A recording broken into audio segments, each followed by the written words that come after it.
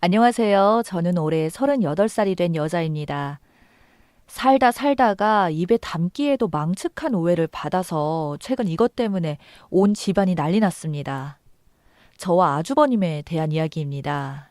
저희 집안이 좀 복잡합니다. 아주버님은 지금 혼자 지내고요. 심지어 아이도 있고 아내도 버젓이 잘 있어요. 아주버님은 올해 48살입니다. 저희 남편은 45살이고요. 두 형제 사이가 참 좋습니다. 동네에서도 유명하고요. 그래서 사는 곳도 가까이에 살아요. 저희는 부산에서 지내고 있고요.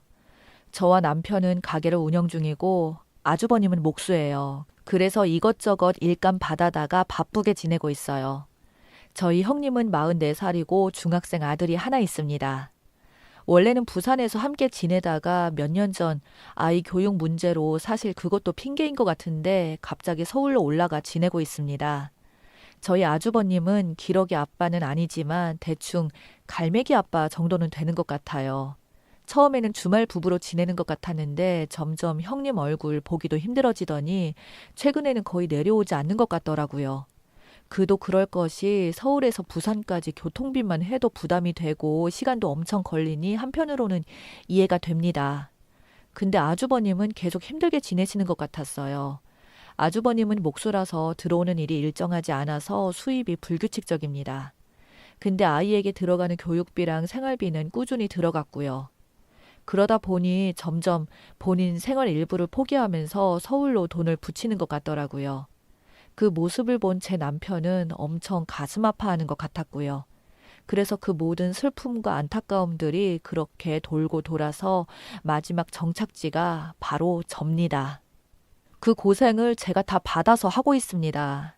처음에 형님을 많이 원망했어요. 사실 형님의 역할을 제가 대신하는 것 같았으니까요. 근데 한편으로는 이해가 가긴 했어요. 형님과 저는 6살 차이가 납니다. 게다가 형님은 27살의 나이에 일찍 결혼해서 시댁 근처에서 지냈다고 해요. 그때 앙금이 많이 쌓였다고 합니다. 게다가 시아버님이 지병에 있으셔서 그 병간호를 형님이 종종 했다고 해요. 그 당시 저는 시집 오기 전이라 얼마나 힘들었는지는 사실 잘 모릅니다. 주로 제 남편이 이야기해줬는데 그때 형님이 고생을 엄청나게 해서 시아버님이 돌아가시자마자 서울로 올라가겠다고 하면 가버렸다더군요. 근데 아주버님은 끝까지 붙잡지 않았다고 해요. 아마 둘 사이에 다른 일들이 더 있었던 것 같습니다. 그렇지 않고서 저렇게 순순히 보내주겠나요? 게다가 아주버님이 서울에 있는 아들과 아내를 위해 일하는 모습을 보면 정말 안타깝기까지 하거든요. 저마다 가슴에 품은 사정 있잖아요. 저도 그렇고요. 그래서 저희 형님의 부재가 원망이 되면서도 한편으로는 안쓰럽고 그랬습니다. 저는 33살에 시집 와서 이제 결혼한 지 5년 차 되었고요. 2살 된 딸아이가 하나 있습니다. 저희는 원래 서울에서 신혼집을 구해서 지냈었는데 2년 전에 서울에서 하던 남편 가게를 정리하고 남편 고향인 부산으로 내려가게 되면서 저도 함께 다니던 직장을 그만두고 내려왔습니다. 당시 아이 육아 문제로 직장을 다닐 상황이 못 되었고 남편이 계속 자기 형을 걱정하는 게 안쓰럽기도 했고요. 그래서 내려가자고 했어요. 부산으로 옮긴 저희 집이 시댁하고도 가까워서 처음엔 걱정도 하긴 했지만 나중에 와서 살아보니 아이도 봐주시고 정말 큰 도움을 받고 있습니다. 저는 결혼해서 지금껏 시어머님과 문제가 전혀 없었어요. 엄청 자상하신 분으로 알았는데 남편 통해서 형님 이야기를 들을 때마다 느낀 게 제가 시집 오기 전에 형님이 혼자 그 가시밭길을 다 정리해 놓은 건가 싶은 생각도 들었습니다. 그래서 죄송하면서도 감사하기도 했고요. 맏며느리가 저렇게 손주 데리고 올라가 버렸으니 시어머님도 많은 생각이 드셨겠죠. 어쩌면 그것 때문에 저에게 잘해주시는 것 같았고요. 그래서 아무리 힘들어도 아주버님을 많이 챙겨드렸습니다. 가끔씩 반찬도 해다 드렸고요. 나름 정말 성심성의껏 했다고 생각했습니다. 그런데 1년 전에 형님의 실체를 알게 되면서 제가 그동안 혼자 생각하고 감동받았던 것들이 다 쓸데없는 짓이라고 후회가 들더라고요. 흔히 말하는 시자짓을 저희 형님이 하고 있었습니다. 다른 것도 아니고 아주버님을 좀 챙기라고 하면서 저에게 이것저것 시키기 시작하더라고요. 적반하장도 아니고 이게 뭐 배은 만덕도 아니고 쉽게 말해서 미친 여자인가 싶었습니다. 처음에 아주버님 생일상을 차리라고 했거든요. 저에게 갑자기 전화해서 자기가 그동안 얼마나 많은 고통을 당했는지, 아주버님은 집안의 장남이라서 어떤 일을 했는지를 구구절절하게 저에게 이야기하면 교육시키더니 몇 개월 지나자 저에게 대뜸 아주버님 생일이 다가온다는 거예요. 그러면서 좀 챙겨주라네요. 미역국을 차려주라고 한 게 아니라 그냥 곧바로 아주버님이 좋아하는 미역국 스타일을 저에게 이야기해 주더라고요. 홍합을 꼭 넣으라고 했어요. 국물을 뽀얗게 해서 들깨를 넣어주면 더 좋아한다고 저에게 주저리 주저리 이야기하는데, 그때 정말 듣다가 너무 어처구니가 없어서 입 벌리고 가만히 서서 듣고 있었습니다. 그러면서 나중에 얼마나 맛있게 먹었는지 아주버님께서 연락해서 물어보겠다고 요리 솜씨를 기대한다면서 지 할 말만 딱 하고 끊어버리더라고요. 그래서 개가 짖고 갔다고 생각하고 그냥 안 하려고 했더니 다음날 아주버님이 저에게 와서 재수 씨가 순대 좋아한다고 해서 사왔다고, 아주 유명한 곳에서 사왔다면서 저희 가게로 순대를 사다가 들고 왔어요. 그걸 좋다고 저는 다 먹었고요. 아주버님은 저에게 정말 잘해주십니다. 그래서 형님이 이상한 소리만 하지 않았어도 알아서 미역국을 끓여줄 참이었습니다. 홍합도 넣고요. 근데 원래 뭘 하려고 하다가도 누가 시키면 왠지 하기 싫어지잖아요. 제가 그랬고요. 그 미역국 때문에 엄청 하기 싫어 하다가 결국에 끓였습니다. 근데 저도 자존심은 있어서 홍합 미역국 말고 소고기 넣고 끓였습니다. 들깨도 안 넣었고요. 제가 선택한 절충안이었죠. 그때 차라리 하지 말았어야 했어요. 그 뒤로도 계속 저에게 이것저것 시키더라고요. 마치 본인이 못하는 내조를 저에게 대신 시키려고 하는 게, 무슨 제가 남편이 둘도 아니고 게다가 아내가 버젓이 잘 있는 남자 뒷바라지를 뭐하러 제가 욕까지 먹어가면서 해야 하나요? 말도 안 되는 거죠. 그게 어떤 심리였는지 지금까지 정말 이해가 되지 않는데, 그러다 나중에는 저를 질투하기 시작하더니 그게 점점 심해졌습니다. 아주버님이 평소에 제 칭찬을 많이 하거든요. 저희 식사할 때 같이 먹기도 하고 가끔 반찬도 넉넉하게 만들어서 나눠드리기로 했으니까요. 근데 그런 칭찬들 때문에 저를 질투하기 시작하더니 나중에는 별 생각까지 다 하더군요. 저에게 딱 대놓고 말하진 않았지만 분명했어요. 어느 날은 저에게 전화해서 대뜸 물어보더라고요. 그것도 밤 11시가 넘은 시간이었습니다. 형님이 저보고 아주버님 참 괜찮은 남자 아니냐면서 오밤중에 난데없이 아주버님 칭찬을 계속 하길래 저는 솔직히 두 분 사이가 좋아져서 다시 합치려나 싶어서 계속 맞장구 쳐줬습니다. 합치라고요. 그러다가 뜬금없이 저에게 아주버님을 어떻게 생각하냐고 물어보더군요. 그때 누워서 통하고 있었는데 정말 벌떡 일어났습니다. 대체 무슨 생각을 하는가 싶었어요. 갑자기 등에서 식은땀까지 나더라고요. 그래서 제가 뭐라고 질문하셨냐고 다시 물어봤어요.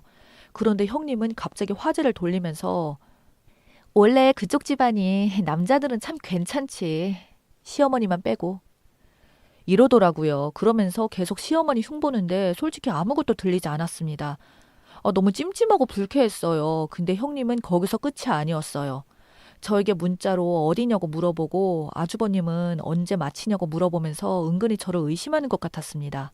형님이 그럴수록 저는 피했고요. 답장도 늦게 하고 연락도 몇 번 안 받았는데 저에게 대놓고 왜 자기 연락을 피하냐면서 점점 더 이상한 사람으로 몰아가더라고요. 도저히 제 선에서 힘들 것 같아서 하루 날 잡고 아주버님과 제 남편에게 그동안의 일을 모두 다 이야기했습니다. 그래야 했어요.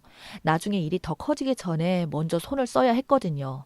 아주버님은 엄청 당황해 하시더라고요. 저보고 계속 미안하다고, 정말 미안하다고 했고요. 남편은 저에게 아닐 거라고, 그렇게까지 생각하진 않을 거라고 했지만 남편 표정도 심각해 보였습니다. 근데 그날 이후로 더 심각해졌습니다. 아주버님이 형님에게 무슨 이야기를 했는지 형님이 저에게 문자를 보냈는데 정말 뜬금없이 저보고 나이 어려서 좋겠다고 하더군요. 38살이 어린 나이인지는 모르겠지만 그런 소리도 너무 불쾌했고요. 그날 이후로도 형님을 차단해버렸어요. 끊어야 할 것 같았거든요. 아주버님도 그날 이후로 만나는 일이 없었고요. 반찬을 챙겨주는 일도 없었습니다. 그쪽 가족과는 끊고 지내야겠다고 생각했었으니까요. 연락이 안 돼서 답답했는지 형님이 직접 부산으로 내려와 저희 가게로 찾아왔습니다. 황당하더군요. 저를 보자마자 활짝 웃으면서 아무 일도 없었던 것처럼 반갑다고 하는데 소름이 끼치더라고요. 제 맞은편에 앉아서 정면에서 저를 아주 기분 나쁘게 위아래로 쳐다보면서 이야기하는데 미쳐버릴 것 같았습니다. 남편도 그걸 보며 어찌할 바를 몰라서 난감해하는 것 같았고요. 결국 아주버님이 와서 형님을 강제로 데려갔어요. 근데 다음 날도 찾아와서 똑같이 했고요. 정말 이건 방법이 없었습니다. 다시 서울로 올라가야 하나 생각했거든요. 그러다가 문득 생각을 했는데 솔직히 지금 상황에서 저렇게 막무가내로 찾아오는 형님을 막을 사람이 없었어요. 근데 한 사람을 잊고 있었더라고요. 바로 저희 시어머니였습니다. 형님은 저를 처음 본 날부터 시어머니 흉을 받고 가장 최근까지도 심지어 어제도 저에게 와서 아주버님 이야기를 하다가 항상 마무리는 시어머니 흉을 받거든요. 둘 사이에 무슨 일이 있었길래 저렇게 형님이 싫어하나 싶을 정도였습니다. 그래서 곧바로 시댁으로 달려가 시어머님께 모두 다 말씀드렸어요. 시어머님은 한참 동안 말없이 듣기만 하시더니 한숨을 쉬었습니다. 그리고는 저에게 지난 일들을 이야기해 주셨어요. 저랑 똑같이 당하셨더군요. 아주버님이 엄청 효자라서 평소에도 늘 시부모님을 늘 챙겨왔다고 해요. 근데 시아버님이 돌아가시고 혼자 남은 어머니가 걱정돼서 늘 챙겼었는데 어느 날 대뜸 형님이 시댁에 찾아가 그랬답니다. 아들하고 지나치게 가까운 거 아니냐고. 가끔 보면 불쾌할 정도라고 쏘아붙였다더군요. 그날 이후로 어머님과 형님 사이가 완전히 틀어져 버렸고 시댁에 오려고 하지도 않았다네요. 근데 아주버님네와 시댁과 20분 거리거든요. 가깝기도 너무 가깝고 시어머님 문제로 아주버님과 계속 싸우다가 결국 서울로 올라가 버린 거랍니다. 그날 일은 아주버님도 아직 모르고 있었다면서 시어머님은 이번에 완전히 뿌리 뽑아야겠다고 이러다가 형제 사이까지 갈라지는 거 아니냐고 엄청 걱정하셨습니다. 그래서 직접 나서셨어요. 다음 날도 형님은 저희 가게에 찾아왔습니다. 느긋하게 들어와서 저를 부르며 커피를 내오라고 대놓고 시키더라고요. 갈수록 가관이었어요. 그때 시어머님이 나오셨습니다. 형님은 순간 당황하는 표정이었어요. 겁에 질린 표정 같았습니다. 물론 어머님 표정도 장난 아니었고요. 의부증에 걸려서 집안을 다 쪼개놓을 작정이냐면서 엄청 크게 호통을 쳤습니다. 그러자 형님도 맞서서 같이 소리를 치더라고요. 의부증이 아니라면서 이놈의 집구석 아주 더러워 죽겠다고 하더라고요. 점점 상황이 심각해져서 저는 아주버님을 불렀고 남편도 나서서 말리기 시작했습니다. 그리고 몇 분 뒤에 아주버님이 가게에 왔어요. 형님은 아주버님을 보자마자 그 자리에서 따귀를 올리더라고요. 남편 잘못 만나서 이렇게 산다면서 시어머니 보는 앞에서 그냥 쏘아붙이는데 정말 보는 사람이 다 민망할 정도였습니다. 그때 시어머님이 아주버님에게 이야기하셨습니다. 예전에 시아버님 돌아가시고 나서 어떤 이야기를 들었는지 형님이 시어머님께 무슨 소리를 했는지를 하나하나 다 이야기했어요. 저도 이어서 어머님 말씀에 맞장구 쳤습니다. 저에게 했던 불쾌한 이야기들도 다 말했어요. 그러자 아주버님 표정이 완전히 바뀌더라고요. 그게 사실이냐고 장례식하고 그런 소리를 그것도 찾아가서 직접 했냐고 소리를 쳤어요. 형님은 대뜸 내가 뭐 틀린 말 했냐고 하며 그동안 모른 척 참아가며 함께 살아준 걸 고맙게 생각해야지 왜 화를 내냐고 당당하게 말하더군요.